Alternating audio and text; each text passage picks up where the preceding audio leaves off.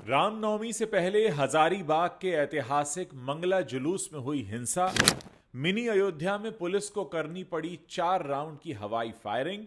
आंसू गैस के गोले भी दागे। रामनवमी से 12 दिन पहले झारखंड में आखिर क्यों भड़की हिंसा?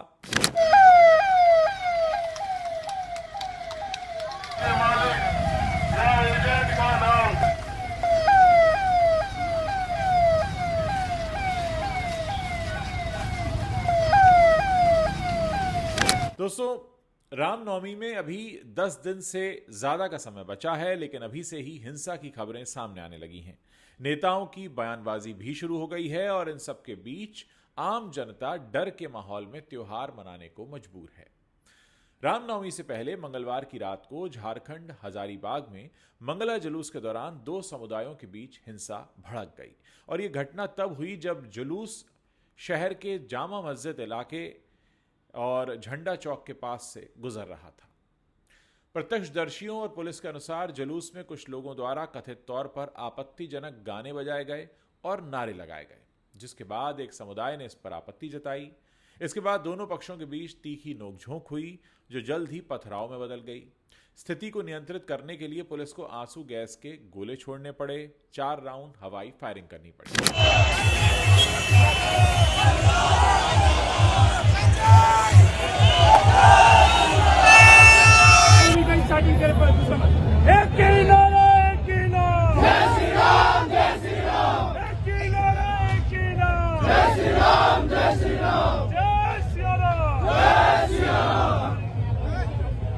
पहला मंगलवार आता है, वहीं से राम भक्तों में जोश निकल जाता है और रामनवमी का आगाज हो जाता है। क्या देखिए, हजारीबाग की रामनवमी ये वास्तविक बात है कि बहुत ही ख्याति प्राप्त है और पूरे विश्व में हजारीबाग में मनाई जाने वाली रामनवमी का चर्चा भी होता है।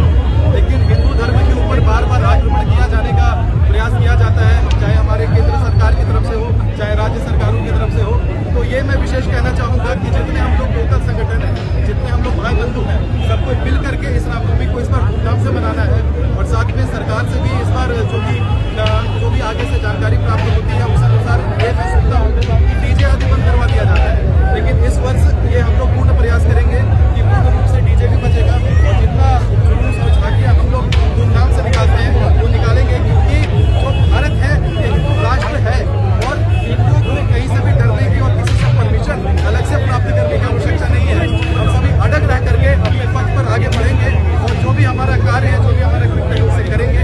जय श्री राम के नारे के साथ इस बात को हजारीबाग में हर साल होली के बाद हर मंगलवार को रामनवमी की तैयारी के लिए मंगला जुलूस निकाला जाता है। इस बार भी परंपरा के अनुसार दूसरा मंगला जुलूस निकाला गया था, जिसमें विभिन्न अखाड़ों के लोग शामिल थे। रात करीब 11 बजे की बात है, जब जुलूस जामा मस्जिद चौक के पास पहुंचा तो कुछ लोगों ने जुलूस में बज रहे गानों और नारों पर आपत्ति जता दी। डिप्टी कमिश्नर नैन्सी सहाय के मुताबिक हाथापाई और पथराव तब शुरू हुआ जब एक समूह ने गानों को लेकर विरोध करना शुरू कर दिया।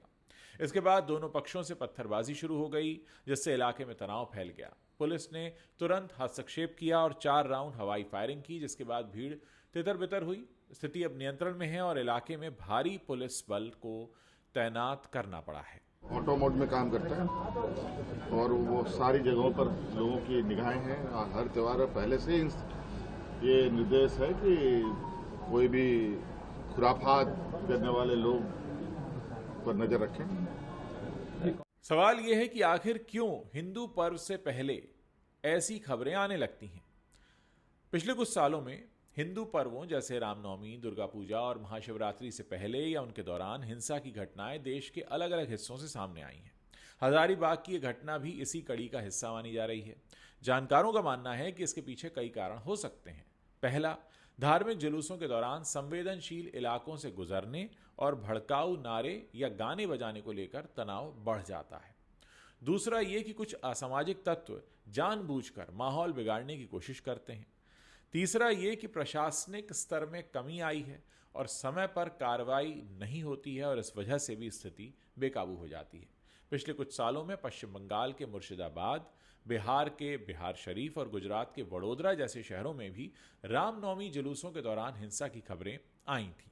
हजारीबाग में पहले भी मंगला जुलूस को लेकर विवाद हो चुके हैं और इस बार भी स्थानीय लोगों का कहना है कि जुलूस के रास्ते और नारेबाजी को लेकर पहले से बेहतर समन्वय की जरूरत थी। इस घटना ने एक बार फिर सवाल उठाया है कि क्या धार्मिक आयोजनों के दौरान शांति बनाए रखने के लिए प्रशासन और समुदायों के बीच बेहतर संवाद जरूरी है। फिलहाल हजारीबाग में शांति बहाली के प्रयास चल रहे हैं और पुलिस ने लोगों से अफवाहों पर ध्यान न देने की अपील की है। आने वाले दिनों में रामनवमी को लेकर प्रशासन की तैयारियों पर अब सबकी नजर रहेगी। आपको चलिए बताते हैं कि क्या है हजारीबाग के मंगला जुलूस का इतिहास, ये भी जान लीजिए। साल 1963 में झारखंड के कुम्हार टोली मोहल्ला से मंगला जुलूस पूजा की शुरुआत हुई। हनुमान मंदिर में लंगोट व लड्डू चढ़ाकर पूजा शुरू की गई। नवमी के दिन जुलूस निकाला जाता था और वर्ष 1970 के बाद जुलूस में बदलाव आया। मोहल्लों में झंडा लेकर लोग दिन में बड़ा अखाड़ा में जमा होने लगे। वहां से करजन ग्राउंड जाकर अस्त्र शस्त्र और लाठी से करतब दिखाते थे। जुलूस में ढोल, नगाड़ा, शहनाई, शंख, बांसुरी, मजीरा, परंपरागत जो वाद्य यंत्र वो रहते थे। वो पूरे परिवार के साथ लोग रामनवमी मेला जुलूस में शामिल होते थे। बाद में जुलूस के बढ़ते स्वरूप को देखते हुए चैत्र रामनवमी महासमिति का गठन हुआ और पहली बार साल 1970 में बाडम बाजार ग्वालटोली रामनवमी समिति ने कोलकाता से एक ताशा पार्टी मंगवाई।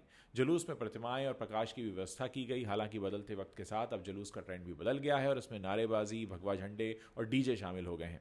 होली के बाद और रामनवमी से पहले आने वाले हर मंगलवार को ये जुलूस निकाला जाता है। आजकल शायद ही कोई ऐसा त्यौहार बचा होगा जो बिना हिंसा या विवाद की खबरों के बीत जाए।